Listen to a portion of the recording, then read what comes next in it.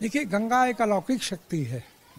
लौकिक शक्ति उसका स्पर्श ही नहीं कर सकती। अंतर क्या है कि गंगा के जल की गुणवत्ता प्रभावित हुई थी। गंगा तो अपवित्र को भी पवित्र करती है। गंगा गंगेति यो ब्रूयात् योजनानां शतैरपि मुच्यते सर्व पापेभ्यो विष्णुलोकम स गच्छति।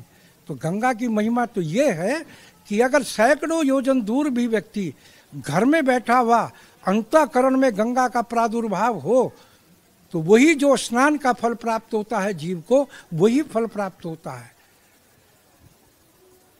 अब अंतर क्या है कि अगर आप यहीं देखें हरिद्वार में ही, तो जितनी इंडस्ट्रीज एरिया यहाँ बनी हुई खुली हैं, कोई पूछे कि उनका जो जल है, जो डिस्ट्रॉय जल है, जो प्रदूषित जल है, वो कहाँ जा रहा है? या तो वो जमीन के अंदर जा रहा या गंगा में जाया जा रहा है।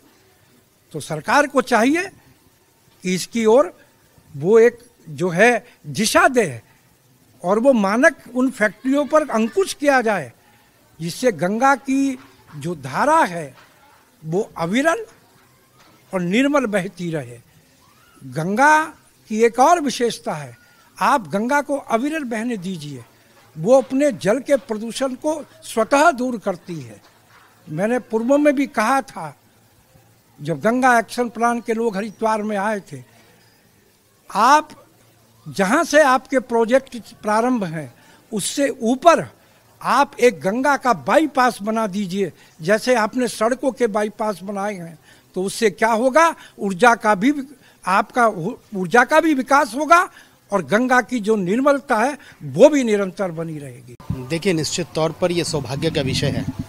जिस गंगा की कल्पना सतयुग के समय पे की गई थी, मुझे लगता है कि वो गंगा का स्वरूप, उज्जवल स्वरूप जो गंगा का वर्तमान में दिख रहा है, जितनी उसको देखने मात्र से ही खुशी हम लोगों को मिलती है, मुझे लगता है कि जो हरिद्वार आने वाले श्रद्धालु हैं या जो गंगा के प्रति मोक्ष और आस्था की भावना रखते हैं, वो लोग जिस प्रकार की गंगा की कामना करके आते हैं और गंगा उस स्वरूप में उस समय नहीं मिलती है, वो कहीं ना कहीं दुख होता है। लेकिन वर्तमान में जो स्वरूप गंगा का दिख रहा है, सरकारों द्वारा लाखों करोड़ों रुपए खर्च करने के बाद भी वही धौली गंगा, मैली गंगा ही गंगा दिखती थी। लेकिन वर्तमान में लॉकडाउन के कारण श्रद्धालु नहीं आ रहा है और गंगा के तटों पर भीड़ नहीं है। गंगा पे श्रद्धालुओं के बिना गंगा का आगमन भी जिसे कहे कि अधूरा है। इसलिए गंगा का आगमन भी श्रद्धालुओं को मोक्ष देने के लिए, उनके पितरों को तारने के लिए, उनके पूर्वजों को अस्थि विसर्जन के लिए हुआ था। अब सोचने वाला विषय सिर्फ और सिर्फ श्रद्धालुओं के लिए है कि जिस स्वरूप को गंगा जी इस समय हो रही हैं, क्या वह स्वरूप ही निरंतर चलता रहे? क्या यही कारण है कि श्रद्धालुओं के कारण ही गंगा मैली होती है, या श्रद्धालुओं के हमारे कृत्यों के कारण ही गंगा का वो स्वरूप बिगड़ जाता है?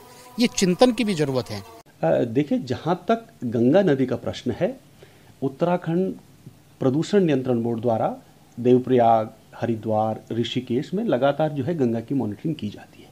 अगर हम मार्च के महीने के डेटा से कंपेयर करें कि मार्च में गंगा की क्या गुणवत्ता थी, गंगा के पानी की, और अब लॉकडाउन के टाइम पर क्या स्थिति है, तो हमें अगर मैं पर्टिकुलरली हर की पौड़ी की बात करूं, हर की पौड़ी में एक बीओडी एक टर्म होता है जो पोल्यूशन का लेवल दिखाता है, उसकी मात्रा में 20% की कमी पाई गई। और कुछ बैक्टीरिया होते हैं, हम उनको टोटल कोलीफॉर्म और फीकल कोलीफॉर्म कहते हैं। फीकल कोलीफॉर्म में 34% की कमी पाई गई और टोटल कोलीफॉर्म में 17% की कमी पाई गई।